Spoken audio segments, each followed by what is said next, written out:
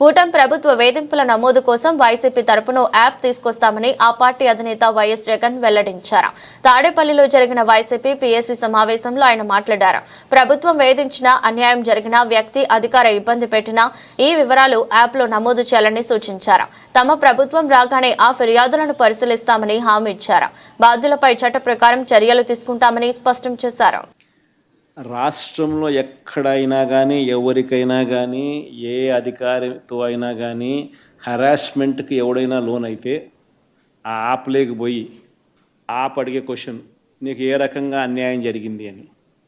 ఫలాని అధికారి నన్ను ఫలాని రకంగా, ఫలాని వాడి ఇన్ఫ్లుయెన్స్లో నన్ను అన్యాయంగా, నా మీద కేసు పెట్టి నన్ను చిత్రహింస పెట్టినాడు అని చెప్పి ఎవడైనా కూడా యాప్ ద్వారా ఆ అధికారి పేరు దగ్గర నుంచి ఆయనకు జరిగిన ఏ పరిస్థితుల్లో ఆయన ఏ రకంగా ఇబ్బంది పడ్డాడు అనేది ఆయన చెప్పచ్చు.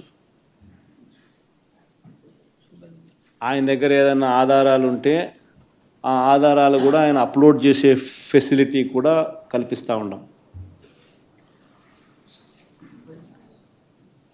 సో ఇంకో బటన్ నొక్కితే ఆయన కావాల్సిన ఆయన దగ్గర ఉన్న ఆధారాలు ఏదైనా ఉంటే ఆధారాలు కూడా ఆయన అప్లోడ్ చేయొచ్చు.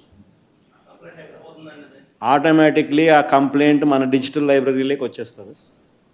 ఆ యాప్ ద్వారా మన డిజిటల్ లైబ్రరీ, మన దగ్గర ఉన్న మన సర్వర్లలోకి, మన డిజిటల్ లైబ్రరీలోకి వచ్చేస్తుంది. రేపొద్దున మనం ముఖ్యమంత్రి అయిన తర్వాత ఆ డిజిటల్ లైబ్రరీ మనం ఓపెన్ చేస్తాం. రేపొద్దున ఎవరికి రాష్ట్రంలో ఏ కార్యకర్తకైనా, ఎవరికైనా కూడా ఎటువంటి అన్యాయం జరిగినా, ఏ అధికారి వల్ల అన్యాయం జరిగినా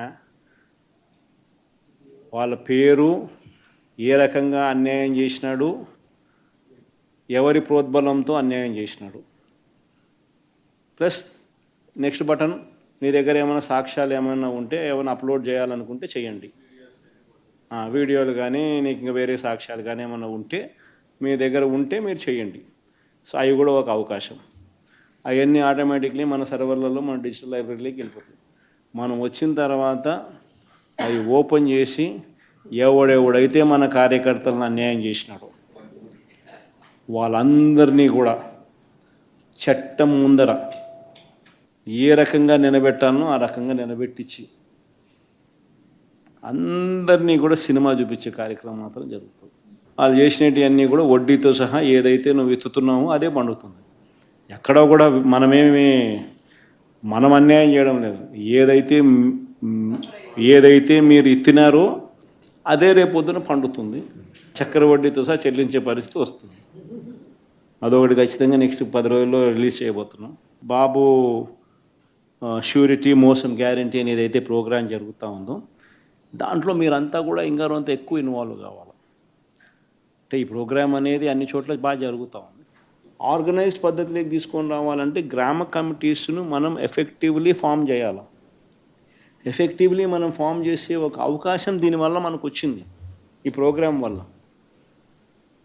ఈ ప్రోగ్రాము ఎందుకు ఎంత బాగా ఉందంటే ప్రతి చోట కూడా చంద్రబాబు నాయుడు చేసిన మోసం అనేది క్లియర్ కట్గా కనిపిస్తూ ఉంది.